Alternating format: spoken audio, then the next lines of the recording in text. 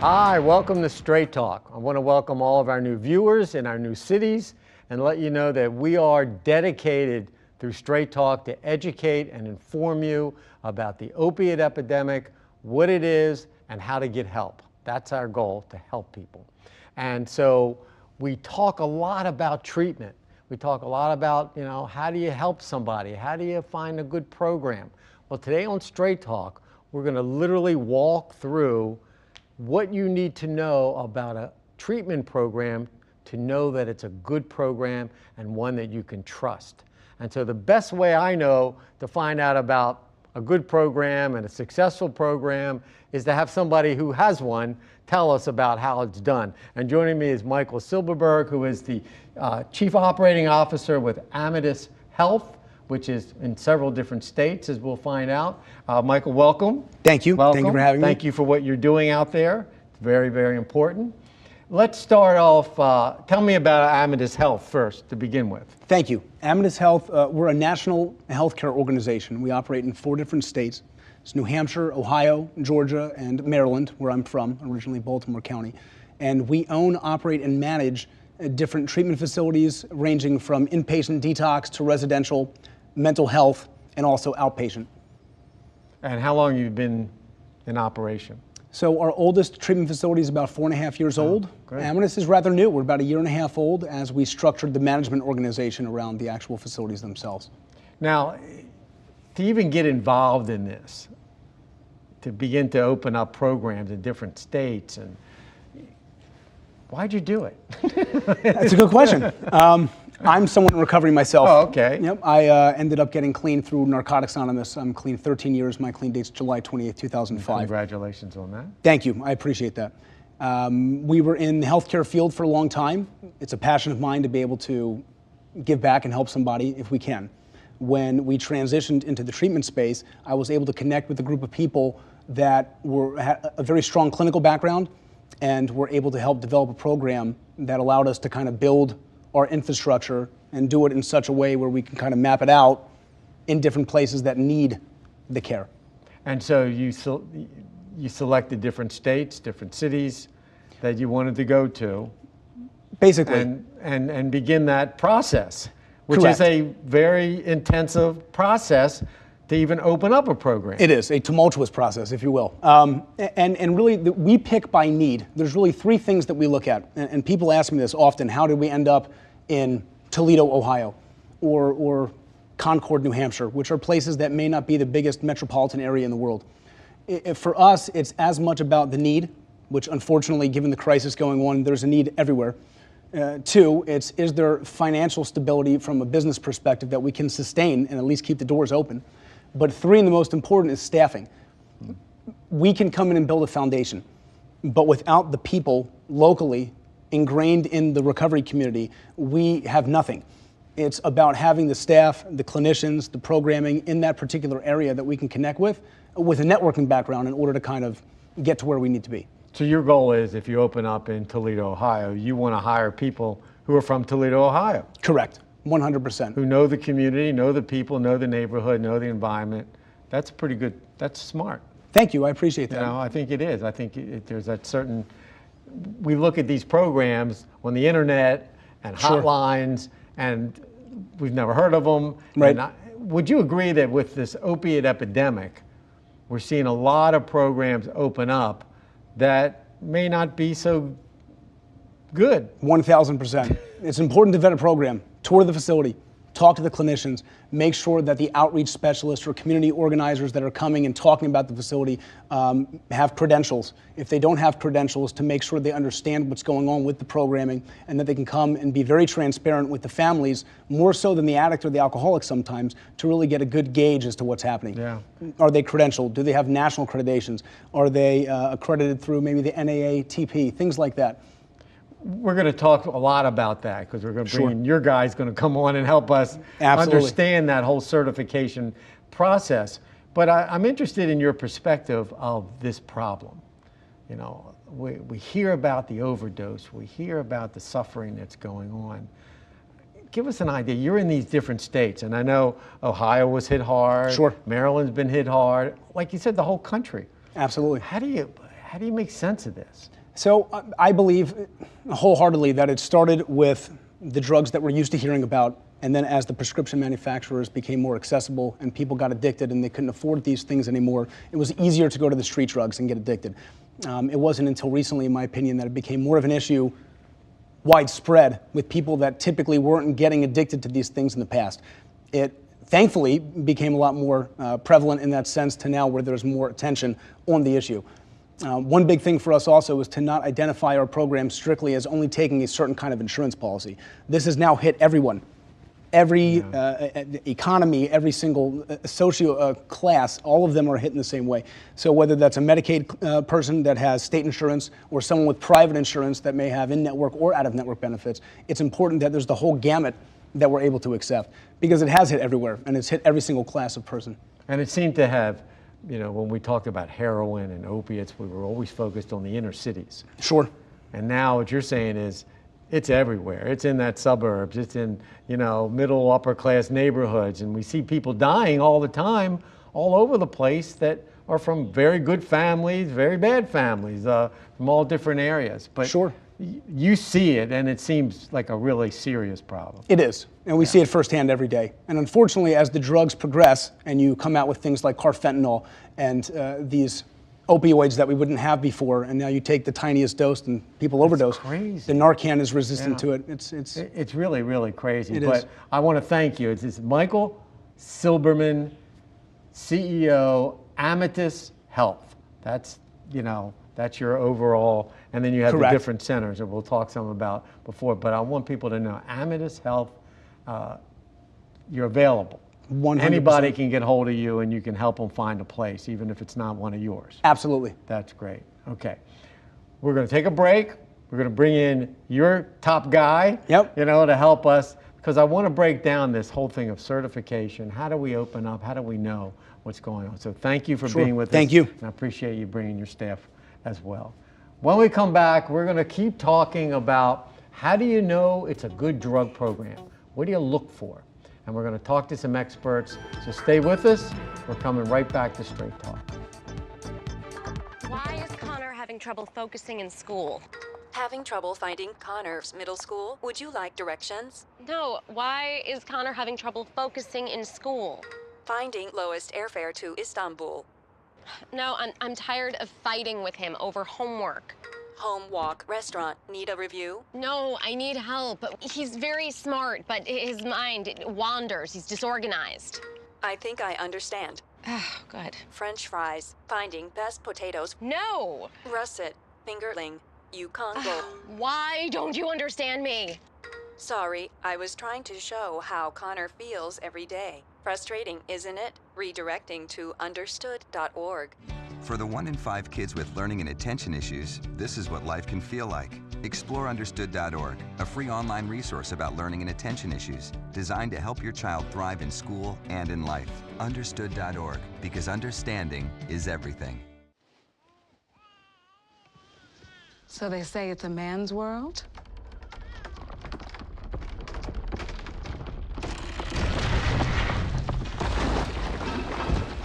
Well, I don't see anybody's name on it. While they were out doing their thing, we slowly changed all that.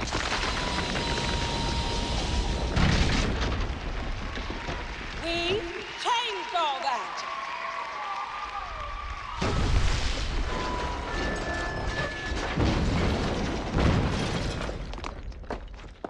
Today, women can do anything men can do. And there's one thing we're even better at.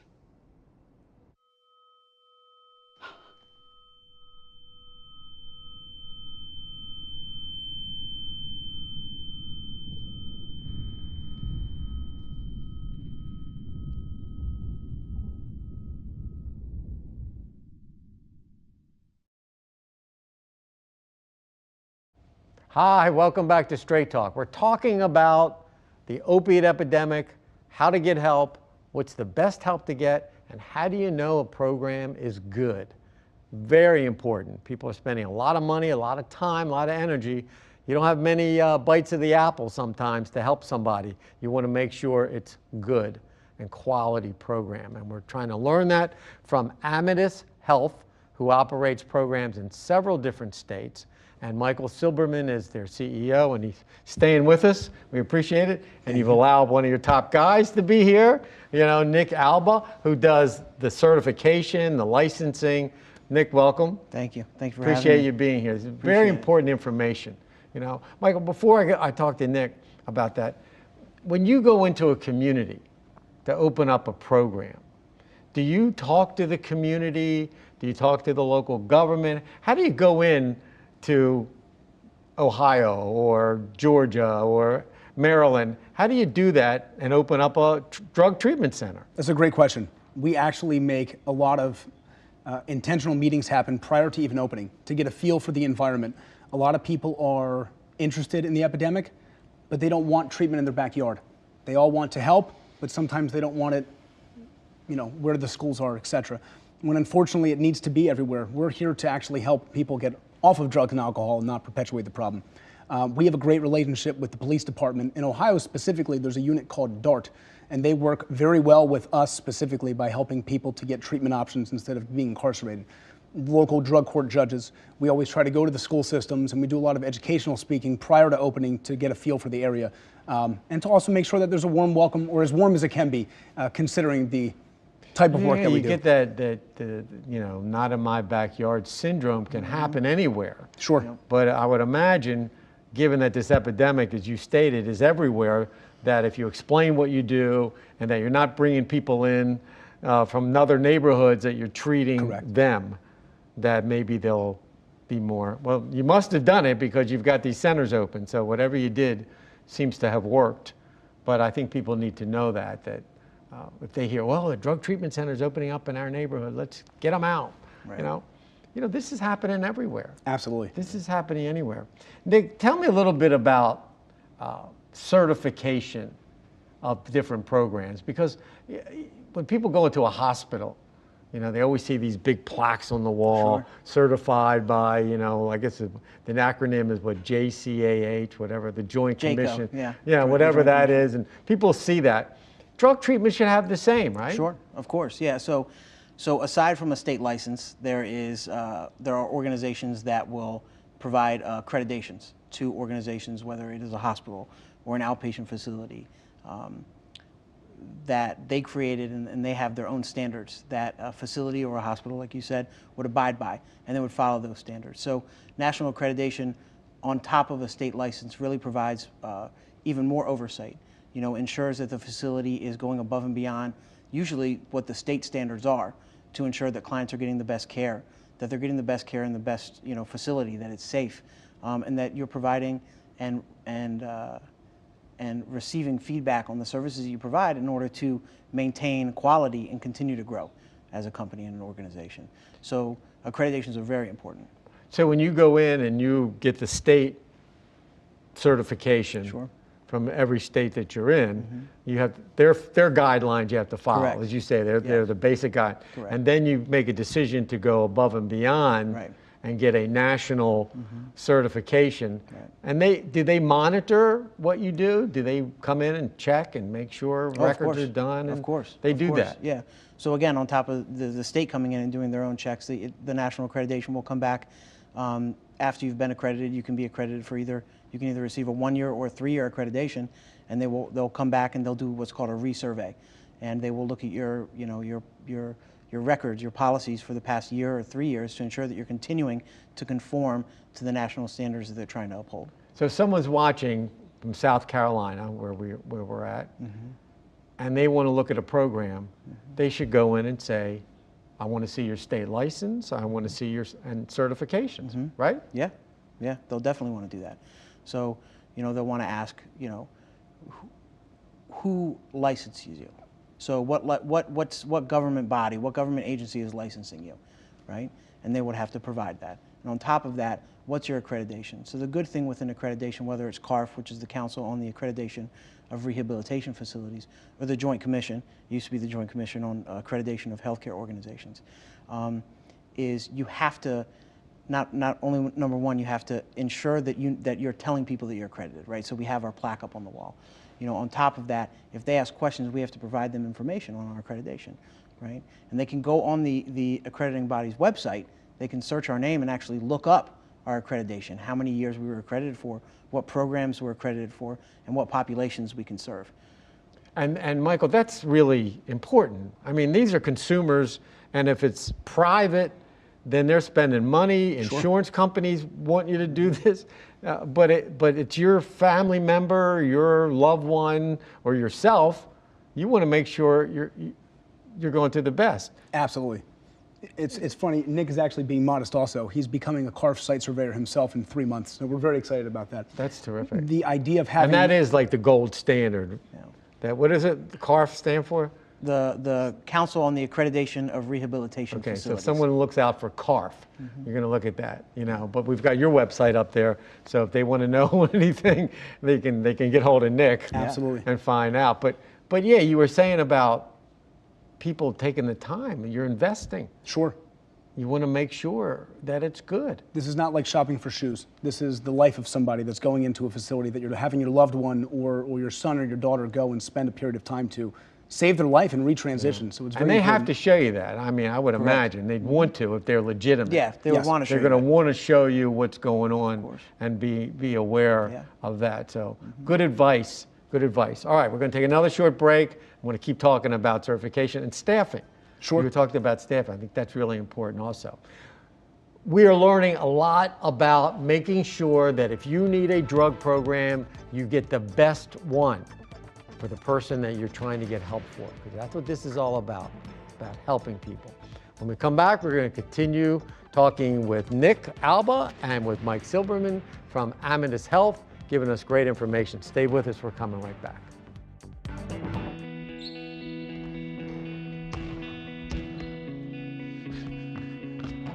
I just need a second. Is your weight holding you back? Are everyday tasks getting harder and harder to do? Did you see this? Your cousin's in the hospital from a heart attack. Really? Health risks associated with excess weight or obesity can be serious. But you can do something about it. I know you're worried. I found this. Take the Your Weight Matters Challenge. Visit yourweightmatters.org, where you'll find free resources to help you take control. You can start improving your life right away. Download the free toolkit to prepare you to speak with a healthcare provider about your weight and health. Your weight does matter. Accept the challenge and take charge today. Visit yourweightmatters.org. I had big plans. I had my career path all planned out. While I was on a combat patrol in Baqaba, Iraq, a rocket-propelled grenade took my arm off at the shoulder. When I came home, I felt alone. My family was around me, but I couldn't talk to them about what I'd seen and what I'd done. I remember just thinking, man, the way I am right now, I don't want to live. I was discharged from the Army, and I've been working with the Wounded Warrior Project since 2007. Warriors don't have to be severely wounded to be with the Wounded Warrior Project. We do have a lot of guys that have post-traumatic stress disorder. Being able to share your story, I guess it kind of helps you wrap your mind around what did happen over there. Just because you've left the military doesn't mean your life is over. Because when these guys are coming home, I'm kind of leading and training them. Instead of for combat, I'm leading and training them to heal. If I come away with anything from Wounded Warrior Project, it's them giving my life back. My name is Norby, and yes, I do suffer from post-traumatic stress disorder, but I'm okay.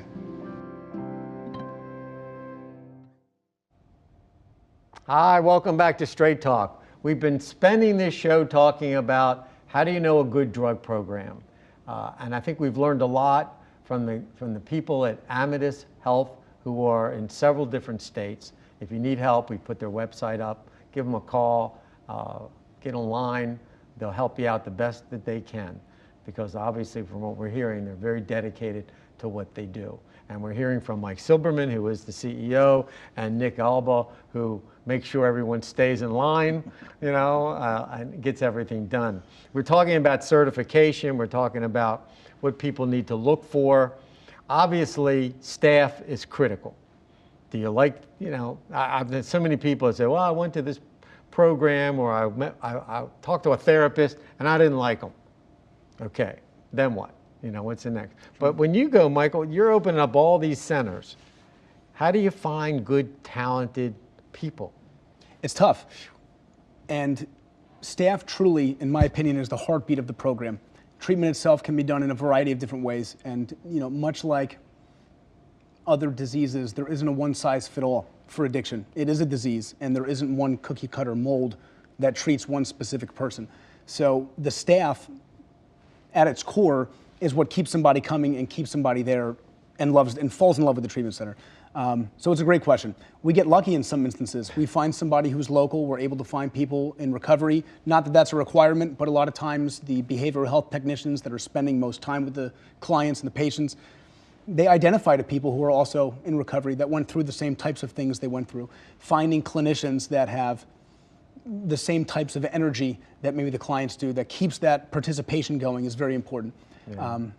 Now, Nick, when we talk about staffing in your certification world that you live in, is that something that they look at? Yeah. Who are the qualifications of your staff? So if somebody's looking and they've got that, symbol up on the wall, then you'll know that they checked staff and made sure that they had quality people. Of course, yeah, and I think what it comes down to, kind of like Mike was saying, is it's not always, does this person have the highest degree? It's, how is this person integrating themselves within the facility? How are they integrating themselves within the organization, right? Some of the best employees we have may not have the highest degree, but their ability to connect with the client and connect with the individual, connect with the family, connect with the community is the most important thing in order to treat the individual and the community as a whole. Now, Michael, you also, is it also important to have psychiatrists? Sure. Medical doctors on? Sure. Is that part of what you have to also have? Even on an outpatient level, believe it or not, a lot of the clients we see sometimes deal with dual diagnosis. It's also important to add, since we're talking about finding good treatment, where to go, how to look, sometimes a patient is not appropriate for all level of care. It's important that we work with other facilities that we trust, that we can refer off to if that client or that patient isn't appropriate. That being said, we need clinicians, we need psychiatrists to determine what that level of care looks like, and ultimately they make the decision if that patient should be coming to us or not. So the first thing is usually an evaluation when they come in to find out what's going on with the family. And the family, we could talk about this all day.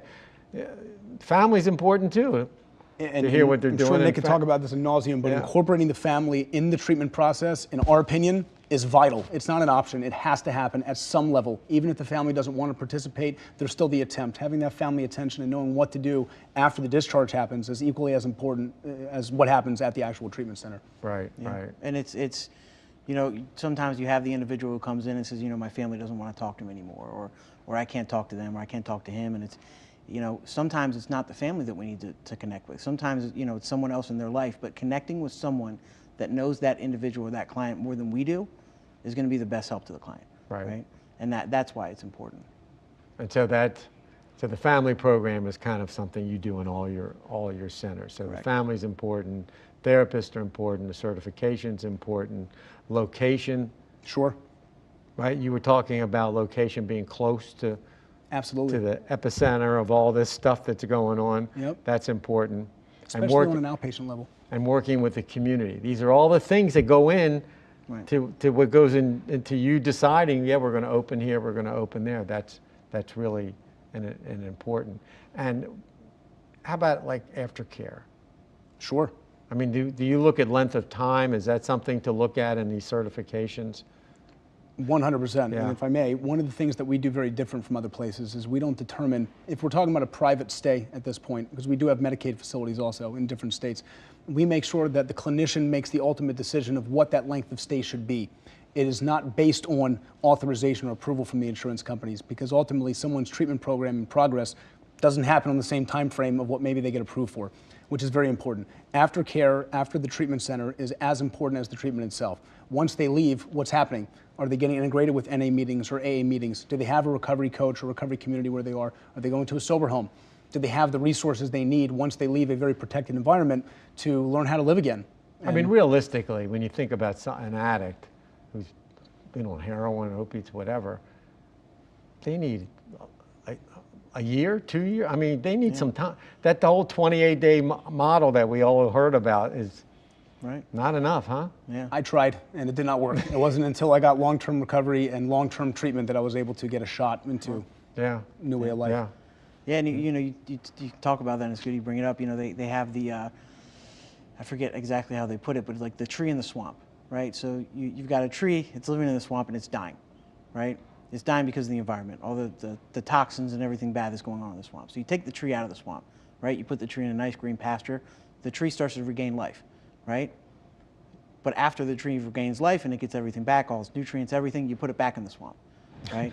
and what's going to happen? The tree's going to start to die again, right? So the importance of aftercare and the importance of understanding that, you know, an individual can, you know, be in treatment for, you know, 1 year, 2 years. It really depends on that, but it really starts with understanding the client, having the client come in, and really seeing over time how they progress, right? And that's really what is going to, like he said, dictate the client's treatment and dictate the level of care, the services that they're getting, because that's really what it comes down to. We don't want a 30-day, 60-day, 90-day IOP, PHP, however you want to say it.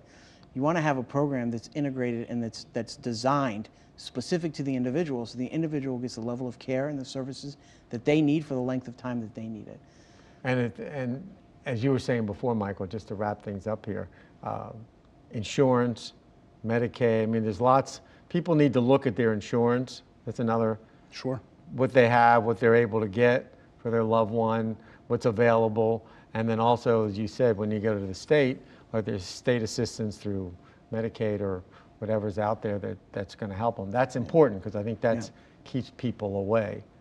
From, it does. From and probably finding help. Yeah, and I think one of the most important things, and one of the things that we really believe in, is the fact that just because, you know, it's a Medicaid facility doesn't mean that the services or the people or anything that we provide in those facilities are any different from the facilities that we have that we accept private insurance.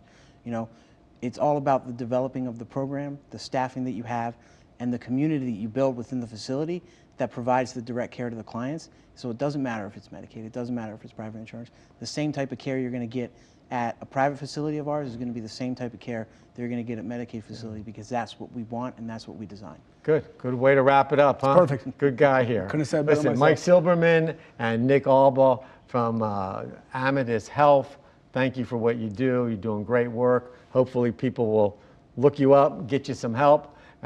Great service. Excellent. Thank you. We could talk all day, but this is great. Thank you so much. Thank you. Today on Straight Talk, we're trying to give you information that'll help you help someone else. That's what it's about. And if you know someone that has a problem with substance abuse, please make those calls. Try to find them the help. Do the best you can to hang in there with them. Thank you. Thank my guests. Thank you for watching Straight Talk, and we'll see you next time.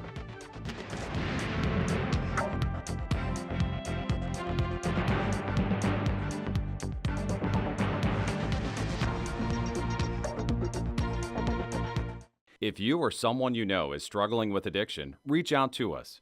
We are available 24 hours a day. Visit us online at AmatusRecoveryCenters.com or call anytime at 833-754-9297.